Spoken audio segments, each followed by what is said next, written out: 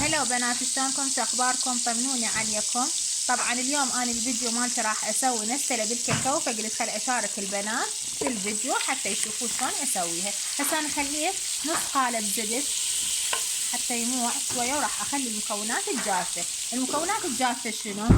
ظرف من الكاكاو، كوبين شكر، كوبين حليب، خلاطتهن كلهن. هاي هسه حاضيتهن على الزبد. هاي شوفوا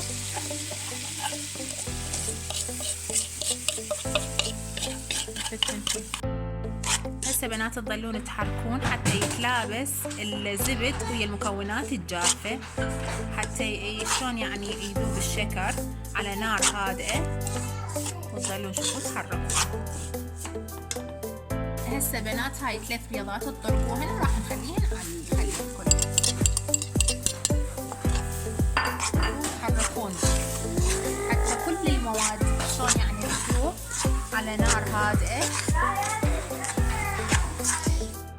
هسه شوفوا بنات بعد ما خلينا البيض، شوفوا القوام مالته هيك يصير القوام، هيك يصير القوام. ها هي بعد تشيلوه من النار. هسه بنات شوفوا قطعنا البسكت خليناه ويا الخليط. وبنات خاف عبالكم البيض يسوي زفرة ابدا، يعني ما تحسون من تتذوقون ماكو زفرة نهائيا بيه.